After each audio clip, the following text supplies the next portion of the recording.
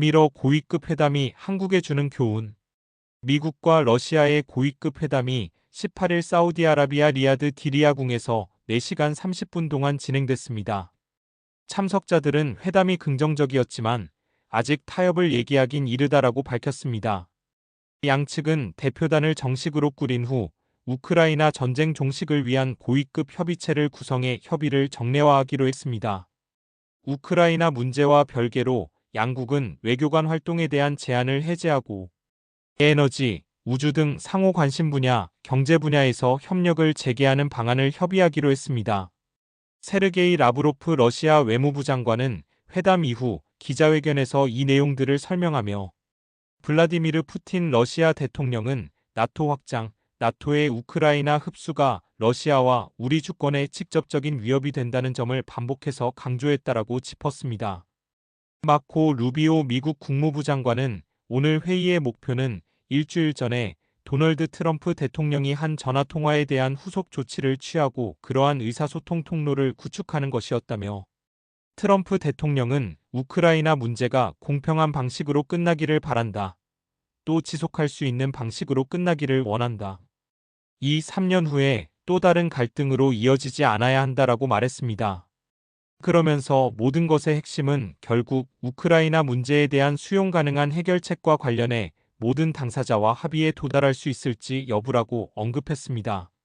마이클 왈츠 백악관 국가안보보좌관은 전쟁을 영구적으로 종식하자는 것이지 과거에 보았듯 일시적으로 종식하자는 것이 아니다라며 앞으로 매우 생산적이고 안정된 관계를 맺기 위해 그 속도를 계속 유지할 것으로 기대한다라고 밝혔습니다. 루비오 장관은 회담 이후 프랑스, 독일, 이탈리아, 영국 등 유럽 주요국 외무부 장관과 유럽연합 외교 담당 고위 대표와 통화했습니다. 하지만 볼로디미르 젤렌스키 우크라이나 대통령이나 안드리 시비아 우크라이나 외무부 장관과 통화했다는 소식은 들려오지 않고 있습니다. 이번 미러 고위급 회담이 한국에 시사하는 바가 큽니다. 젤렌스키 대통령이 이끈 우크라이나는 미국의 꽁무니를 따라다니며 지지 지원을 노래했습니다. 젤렌스키 대통령은 미국이 군사적 지원을 더해주면 러시아를 이길 수 있다고 호언장담했지만 실상은 그렇지 않았습니다. 또 젤렌스키 대통령은 지난해 5월 20일 임기가 끝났지만 계엄령과 총동원령으로 대선을 미루면서 대통령 자리에서 물러나지 않고 있습니다. 최근 계엄령 기간이 5월 9일까지로 재연장되었습니다. 젤렌스키 대통령은 지난 2월 15일 미넨 안보회의에서 우크라이나 국민은 선거를 원하지 않는다라며 선거를 바라는 사람들은 다른 국적을 선택하라라고 말하기도 했습니다. 이러한 이유에서 러시아는 임기가 끝난 젤렌스키 대통령을 합법적인 국가원수로 인정하지 않고 있습니다. 물론 우크라이나가 자체적으로 러시아와 협상하는 것을 금지하는 법령을 공포한 바람에 러시아가 준비되어 있다고 한들 협상할 수가 없는 상황입니다. 미국 역시 젤렌스키 정부를 동등한 협상 대상으로 인정하지 않고 있습니다. 트럼프 대통령은 그간 여러 연설에서 우크라이나를 나토로 끌어들이는 것이 우크라이나 전쟁의 주요 원인 중 하나라며 바이든 정부가 문제라고 지적했습니다. 그리고 트럼프 대통령은 관련해 지난 2월 10일 폭스뉴스 인터뷰에서 미국은 약 5천억 달러, 약 721조 원에 달하는 우크라이나의 히토류 광물을 갖기를 원한다라며 우크라이나도 기본적으로는 동의했다라고 주장했습니다. 이에 스콧 베센트 미국 재무부 장관을 통해 젤렌스키 대통령에게 우크라이나의 히토류 광물 자원 50%를 미국 측에 넘기는 협정안을 제시했습니다. 현재까지 우크라이나는 이 협정안 서명을 거부하고 있지만 결국엔 서명하게 될 것으로 보입니다.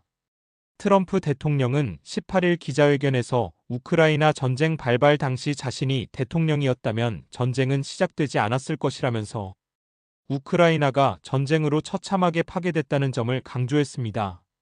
이어 우크라이나에서는 선거가 치러지지 않았고 사실상 계엄령이 선포된 상태라며 말하기 싫지만 우크라이나 지도자는 지지율이 4%에 불과하다라고 지적했습니다. 이러한 이유에서 미국은 우크라이나 문제와 관련해 러시아와 협상에서 해결하면 된다고 본 것으로 분석됩니다.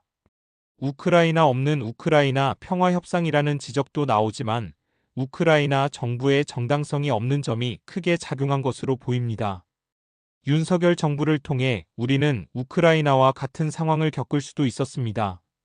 하지만 어떤 정부가 들어서든 우크라이나처럼 미국의 꽁무니를 따라다니다간 한국 역시 우크라이나처럼 될 수 있습니다.